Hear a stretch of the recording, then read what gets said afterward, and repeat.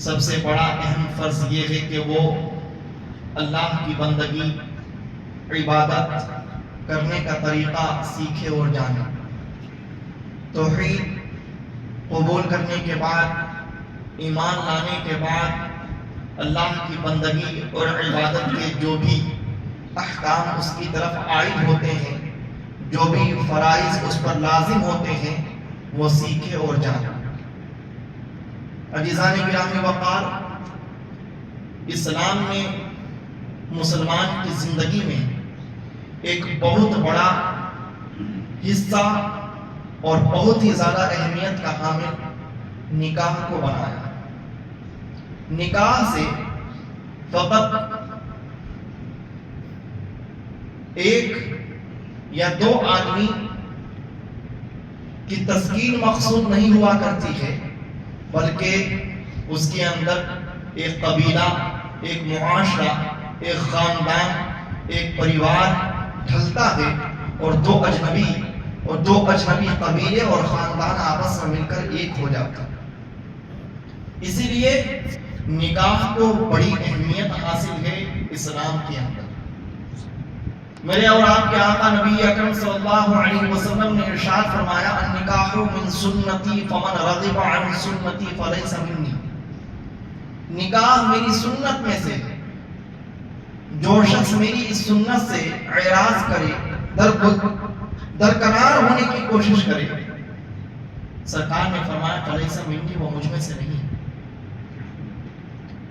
میرے آقا نے ارشاد فرمایا: تم میرے گروہ میں شامل ہونا چاہتے ہو تو تمہیں نکاح کرنا ہوگا، تمہیں نکاح کی سنت اپنانی ہوگی، نکاح کے خوبصورت طریقے سے اپنے آپ کو وابستہ کرنا پڑے گا. آپ بتائیے، نبی کریم صلی اللہ علیہ وسلم نے اپنی سنتوں پر عمل کرنے کے لیے سب سے زیادہ اگر کسی چیز پر تاکید فرمائی تو ان میں سے ایک ہے نکاح.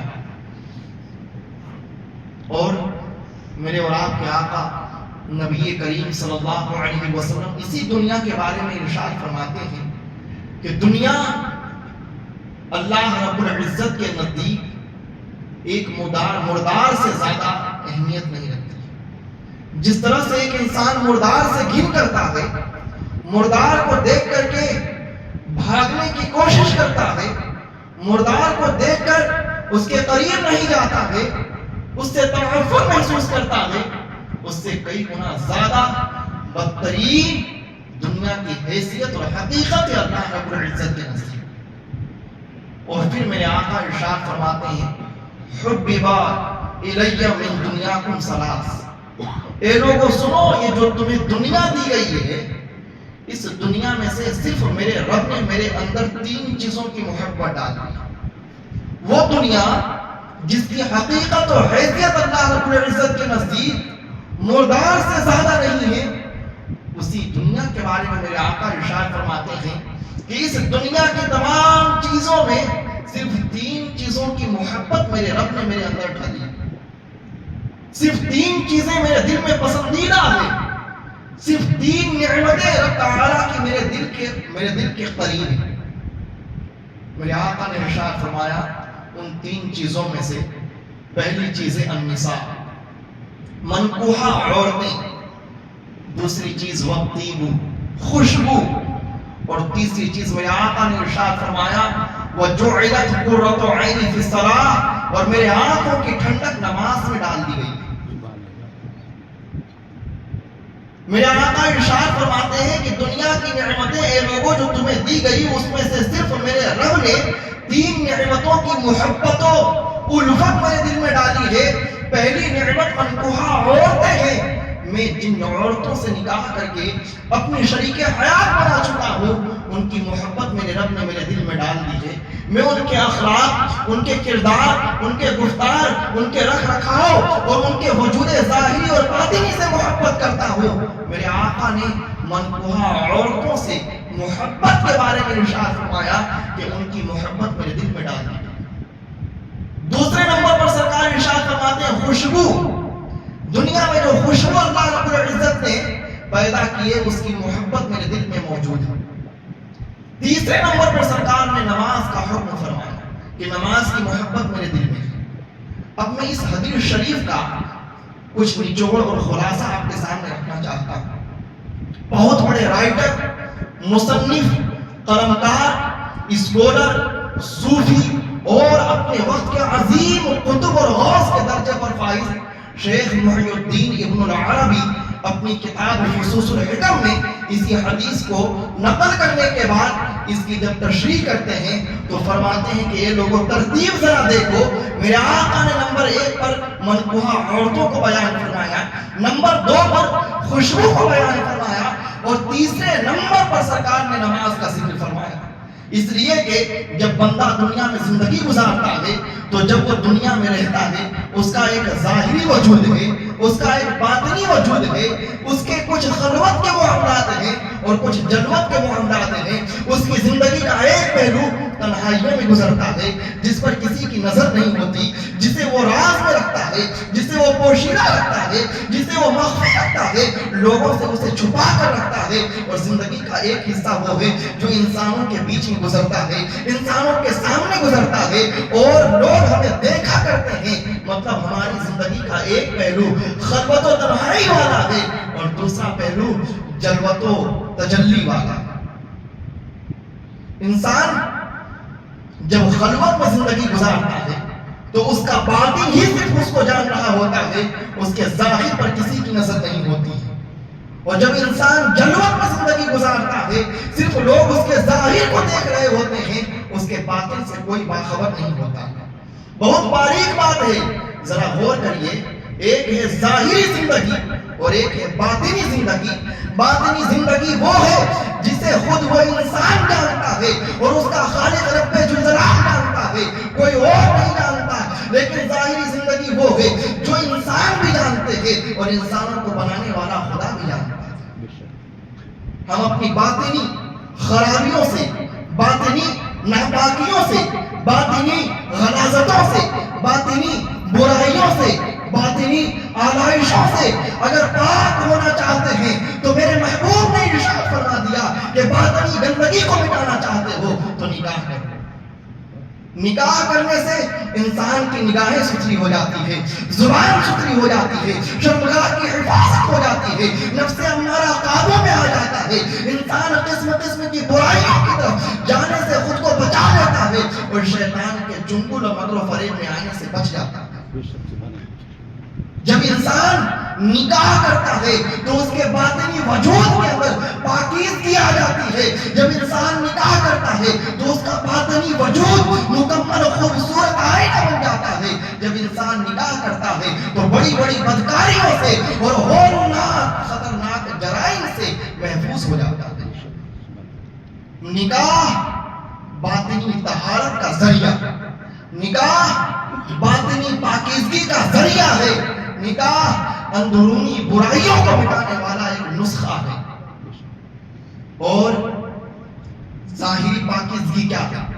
انسان جب نہاتا ہے، وضو کرتا ہے، عمدہ لباس پہنتا ہے تو اسے ہم کہتے ہیں کہ یہ اچھا صاف ستھرا رہنے والا شخص ہے۔ لیکن نظافت کی سب سے اعلیٰ کوالٹی اور سب سے اعلیٰ خصوصیت خوشبو لگانا ہے۔ جب کوئی انسان خوشبو لگاتا ہے ہم اس کے قریب بیٹھ کر اس کی ظاہری نظافت، ظاہری پاکیزگی کو محسوس کر کے اس کے ہاتھوں اپنا دل بیچ دیتے ہیں، اس کے ہم محبوب و مرغوب اس کو اپنی نگاہ میں بنا لیتے ہیں۔ ہم اس کے یہاں جب اٹھتے بیٹھتے ہیں وہ خوشبو محسوس کرتے ہیں تو اس سے ہم بے پناہ پیار کرتے ہیں، محبت کرتے ہیں کہ دیکھو اس کا ناخن نہ بڑا ہے، نہ اس کے بال بکھرے ہوئے ہیں، نہ اس کا وجود پراگندہ ہے، نہ اس کی شخصیت گندی اور میلی کچیلی ہے، بلکہ یہ خوشبو والا آدمی ہے، یہ معطر آدمی ہے، یہ مشکبار آدمی ہے، یہ خوشبو والا آدمی ہے۔ جب کوئی اس کے قریب جاتا ہے اس کی نظافت کو دیکھ کر، اس کی پاکیزگی کو دیکھ کر، اس کی طہارت کو دیکھ کر، اس کے عمدہ رکھرکھاؤ کو دیکھ کر اور اس کی زینت کو دیکھ کر کے اس کے یہاں اپنے دل کو بیچ دیتا ہے، اس کو اپنا محبوب بنا لیتا ہے، اس کو اپنا پسندیدہ بنا لیتا ہے۔ میرے آقا ارشاد فرماتے ہیں اے لوگوں اگر تم ظاہری پاکیزگی حاصل کرنا چاہتے ہو تو تم خوشبو لگاؤ۔ تم خوشبو کو اپنی زندگی میں اتارنے کی کوشش کرو، اس لیے کہ باطنی گندگی کو مٹانا ہے تو تمہیں نکاح کرنا ہوگا، اور ظاہری پاکیزگی تمہیں حاصل کرنی ہے تو خوشبو لگانا ہوگا، کیونکہ خوشبو انسان کے تمام باطنی خیالات بظاہری پاکیزگی کا نچوڑ ہے، اور تمام ظاہری پاکیزگیوں میں اعلیٰ درجہ خوشبو لگانا ہے۔ آپ دیکھتے ہوں گے جو شخص خوشبو پسند کرتا ہے، آپ نے اس کے اندر نظافت محسوس کی ہوگی، اس میں طہارت محسوس کی ہوگی، اس کے اندر عمدہ لباس محسوس کیا ہوگا، اس کو گندگیوں سے دور رہنے والا محسوس کیا ہوگا، اس لیے کہ خوشبو میرے مصطفیٰ کی سنت ہے۔ اب میرے آقا ارشاد فرماتے ہیں کہ جب تم ظاہری پاکیزگی نکاح کے ذریعے حاصل کر لو، اور باطنی پاکیزگی خوشبو کے ظاہری پاکیزگی خوشبو کے ذریعے حاصل کر لو، اور باطنی پاکیزگی نکاح کے ذریعے حاصل کر لو، تو اپنے ظاہر کو باطن کو پاک کر کے اب نماز پڑھو۔ اب جب تم اپنے ظاہر کو اپنے باطن کو پاکیزہ کر کے نماز پڑھو گے تو نماز میں تمہیں لذتیں حاصل ہوگی، نماز میں تمہیں ٹھنڈک حاصل ہوگی، نماز میں تمہیں سرور ملے گا، نماز میں تمہیں اللہ رب العزت کا نور ملے گا۔ بلکہ حق تو یہ ہے کہ میرے آقا نے ارشاد فرمایا الاحسان ان تعبد اللہ کانک تراہ فإن لم تکن تراہ فإنہ یراک۔ جب انسان اپنے ظاہر کو اپنے باطن کو پاکیزہ کر کے اجلا کر کے روشن کر کے رب تعالیٰ کی بندگی کرتا ہے، عبادت کرتا ہے، تو وہ اللہ کی عبادت اس طرح کر رہا ہوتا ہے کہ خدا کو دیکھ رہا ہوتا ہے، خدا کے جلووں میں مگن ہوتا ہے، خدا کا مشاہدہ کر رہا ہوتا ہے۔ اس مکان میں رہ کر لامکان کے جلوے اسے نظر آتے ہیں، اس مکان میں رہ کر پروردگار عالم کی تجلیوں میں وہ کھویا ہوا رہتا ہے۔ میرے آقا ارشاد فرماتے ہیں عبادت کا سب سے اعلیٰ درجہ یہ ہے کہ تم جب رب کی بندگی کرو تو یہ محسوس کرو کہ تم رب کو دیکھ رہے ہو، اور اگر تم رب کو دیکھ نہیں سکتے تو تمہارے اندر یہ احساس پیدا ہو کہ رب تمہیں دیکھ رہا ہے۔ جب تم عبادت اس طرح سے کرو گے تو پروردگار عالم کی بارگاہ میں مقبول و مقرب بن جاؤ گے۔ پتہ یہ چلا میرے آقا نے ارشاد فرمایا دنیا کی یہ تین نعمتیں ایک دوسرے سے جڑی ہوئی ہے۔ جب بندہ نکاح کرتا ہے بات کی برائیاں مٹ جاتی ہے، جب خوشبو لگاتا ہے ظاہر کی پاکیزگی حاصل ہو جاتی ہے، اور جب ان دونوں کو اپنے جسم میں اتارنے کے بعد میں اپنی روح میں سمانے کے بعد میں اپنے آتما کے اندر داخل کرنے کے بعد میں خدا کی بندگی کرتا ہے تو رب تعالیٰ کے جلوے اسے نظر آتے ہیں اور خدا اسے اپنی تجلیوں کا گہوارہ بنا دیتا ہے۔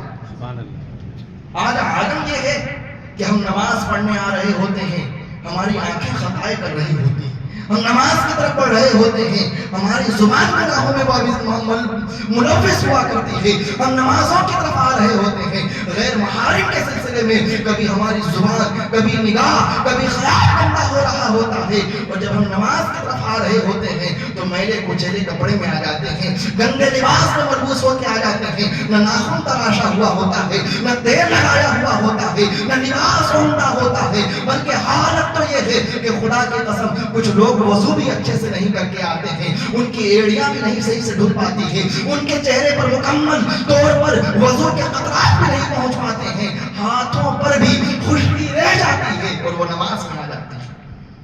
اب بتائیے جو انسان نماز کا فائدہ حاصل کرنا چاہتا ہے، میرے آقا نے ارشاد فرمایا ظاہری پاکیزگی بھی حاصل کر لو، باطنی پاکیزگی بھی حاصل کر لو۔ آج بڑے افسوس کے ساتھ میں کہتا ہوں ہمارے معاشرے کے اندر اللہ رب العزت خیر فرمائے، لیکن نوجوانوں کی اور نوجوان بچیوں کی شادی میں تاخیر کرنے کی وجہ سے ان کے باطنی خیالات پاکیزہ نہ رہ سکے۔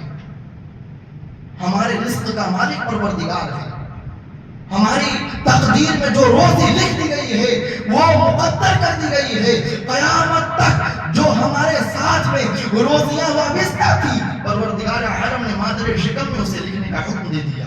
اب جتنی کوششیں کر لو، جتنے تم ہاتھ پیر پھیلا لو، جتنے بھی تم کارنامے دکھا لو، رزق اتنا ہی مل کر رہے گا جتنا پروردگار نے مقدر فرما دیا ہے۔ اس کے باوجود ہم اچھی جاب، اچھی زندگی میں اچھی نوکری اور بہترین ویل سیٹل کے خواب و خیال میں آ کر کے اپنے نگاہوں میں تاخیر کر رہے ہیں۔ ہمارا باطن گندا ہوتا جا رہا ہے، ہمارے خیال گدلے ہوتے جا رہے ہیں، ہماری فکر میلی ہوتی جا رہی ہے. جب ہم گندے خیالات کے ساتھ میں، بےہودہ افکار و نظریات کے ساتھ میں رب کی بندگی کریں گے تو ہمیں خدا کا سرور نہیں ملے گا، خدا کی بارگاہ میں بیٹھنے کی لذت نہیں ملے گی، خدا کی بارگاہ میں حاضری کی چاشنی نہیں ملے گی. اگر ہمیں چاشنی چاہیے، حلاوت چاہیے، لذت چاہیے تو خدا کی بارگاہ میں ظاہر کو بھی ستھرا کر کے آنا پڑے گا اور باطن کو بھی پاکیزہ کر کے آنا پڑے گا. اور اے میرے عزیزوں، نکاح ہر کسی سے مت پڑھوایا کیجیے. اس شخص سے نکاح پڑھوائیے جو نکاح کے مسائل کو اچھی طرح جانتا ہو، جو نکاح کے اصول کو اچھی طرح سمجھتا ہو، جو نکاح کے قوانین کو اچھی طرح سمجھتا ہو. ہر کسی شخص جس کی ٹوپی، جس کا کرتا، جس کا پائجامہ دیکھا اس کو بلا کر نکاح پڑھوا دیتے ہیں. پہلے ان سے پوچھئے ان کی فراغت کہاں سے ہے، پہلے پوچھئے ان کی تعلیم کہاں سے ہے، پہلے پوچھئے ان کی نسبت کہاں سے ہے، پہلے پوچھئے وہ سنی صحیح العقیدہ ہے یا نہیں، پہلے معلوم کیجئے وہ مکمل عالم و فاضل ہے یا نہیں. ہر کسی سے نکاح مت پڑھوائیے. عالم یہ ہے کہ مجھے ایسے حادثات سننے میں ملے ہیں کہ انسان نکاح ایسے لوگوں سے پڑھوا رہا ہے جن کے زبانوں سے، جن کے طریقوں سے نکاح بھی نہیں ہوتا. نکاح کے سلسلے میں محتاط رہنا سیکھیے. اور نکاح آسان بھی ہے، بہت آسان ہے، لیکن اگر طریقہ معلوم نہ ہو تو پھر یہ مشکل ہے. حد تو یہ ہے کہ نکاح بھی نہیں ہوتا ہے بہت سے مواقع پر. کچھ لوگ آج کے زمانے میں الگ الگ طریقوں سے نکاح کے ہیلے اور بہانے تلاش کر بدکاریاں کر رہے ہیں. معاذ اللہ رب العالمین. یہ دیکھنے کو ملتا ہے کہ جن عورتوں کا نکاح ہو چکا ہے اور جن کی طلاق اب تک واقع نہیں ہوئی ہے، ان کو بھی انسان اپنے نکاح میں رکھے ہوئے ہیں، انہیں بھی اپنے گھر کی زینت بنا کر رکھتے ہیں. بہت سی خواتین ایسی ہیں جو فیس بک، واٹس ایپ، ٹیلی گرام کے ذریعے وہ اجنبی مرد و عورت نکاح کر لیتے ہیں. انہیں معلوم بھی نہیں ہے کہ ان جدید ذرائع ابلاغ سے نکاح کس صورت میں واقع ہوگی. اس لیے میرے عزیزوں، نکاح کے مسائل سیکھیے، نکاح کے اصول سیکھیے، نکاح کے قوانین سیکھیے. اور بہت آسان طریقہ میں آپ کو بیان کر کے جا رہا ہوں، اپنے ذہن میں اس کو ہمیشہ کے لیے بیٹھا کر جائیے. نکاح کا جو طریقہ ہمارے علاقے میں رائج ہے، جیسا کہ میں نے سید صاحب جدہ سے سماعت کیا، میں اس طریقے کی خوبصورت تشریح آپ کے سامنے پیش کر دیتا ہوں. نکاح کا طریقہ یہ ہے کہ جس شخص کو بحیثیت قاضی نکاح آپ نے مقرر کیا اس کو بلائیے. اب بلانے کے بعد دو طریقے ہیں، یا تو خود اس قاضی نکاح کو نکاح کا وکیل بنا دیجئے، یا آپ میں سے کوئی ذمہ دار شخص غیر محرم خاتون کے پاس جائے اور جانے کے بعد میں اس سے نکاح کرانے کی اجازت لے کہ میں فلاں بن فلاں سے اتنے مہر کے عوض میں ان گواہوں کی موجودگی میں آپ کا نکاح کرنا چاہتا ہوں، کیا آپ مجھے اجازت دیتی ہیں؟ جب وہ خاتون کہے گی زبان کے ساتھ میں، صراحت کے ساتھ میں، کھل کر کے اس طرح کے گواہ بھی سن لے کہ ہاں میں اجازت دیتی ہوں، تب جا کر یہ وکالت درست ہوگی، تب جا کر یہ وکالت صحیح ہوگی. اب وہ وکیل آئے، قاضی نکاح کے سامنے آ کر اقرار کرے کہ ہاں مجھے فلانا بنت فلاں نے اپنی طرف سے وکیل نکاح کا کر دیا ہے، اب قاضی صاحب آپ نکاح پڑھا دیجئے. یہ دونوں گواہ موجود ہیں کہ فلاں عورت نے مجھے اپنے نکاح کا وکیل بنایا. اب وہ عالم اس وکیل سے، ان دونوں گواہوں سے اقرار لینے کے بعد میں ان جملوں کے ساتھ میں نکاح کا اعلان کرے گا کہ میں اعلان کرتا ہوں بحیثیت قاضی نکاح اتنے مہر کے عوض میں نان و نفقہ کے علاوہ، کسنا و سکنا کے علاوہ اور تمام لوازم نکاح اور ضروریات نکاح کے علاوہ اتنے مہر سکہ رائج الوقت معجل یا معجل کے بدلے میں فلانا بنت فلاں کا نکاح فلاں بن فلاں کے ساتھ ہونے کا اعلان کرتا ہوں. تب جا کر نکاح واقع ہوگی. اور نکاح کی مجلس میں خطبہ نکاح پڑھنا سنت ہے، اور خطبہ نکاح کا طریقہ یہ ہے کہ جب شوہر سے ہونے والے شوہر سے آپ قبول کروانے کے لیے مجلس میں آئیے تو اسی وقت قاضی نکاح کو کہیے کہ وہ نکاح کا خطبہ پڑھے. نکاح کا خطبہ عربی میں پڑھنا سنت ہے، لیکن کہیے کہ وہ اردو میں ان کلام الہی کی تشریح کر دے، وہ بیان کر دے کہ اللہ رب العزت نے ان کلام میں جو آپ پڑھ رہے ہیں کیا کیا کہا ہے، تاکہ مجلس نکاح میں جو موجود ہیں انہیں قرآن کی آیتوں کا، ان کے مفہوم کا، ان کے ترجمے کا، ان کی تفسیر کا اور قرآن کی تشریح کا علم ہو جائے. اور خطبہ نکاح کے بعد میں ایجاب و قبول کی مجلس سجنے کے بعد میں اخیر میں دعا کیجیے، اخیر میں دعا کیجیے. عالم یہ ہے کہ کچھ لوگ صرف زبانی وکیل بن جاتے ہیں کہ میں فلاں عورت کا وکیل ہوں، حالانکہ اس سے اجازت بھی اب تک نہیں لی گئی ہے، اس کے پاس جا کر کے اس سے کلمہ شہادت پڑھا کر اجازت بھی نہیں لی گئی ہے اور آ کر بیان کر دیتے ہیں کہ میں وکیل ہوں. اس لیے خدا را اگر کوئی اس طرح سے نکاح پڑھاتا ہے کہ جو وکیل نہیں ہے اس کو وکیل جان کر نکاح پڑھا دیا، تو اب اس عورت کی طرف سے جب اجازت صراحت کے ساتھ آئی ہی نہیں تو نکاح کیسا ہوگا؟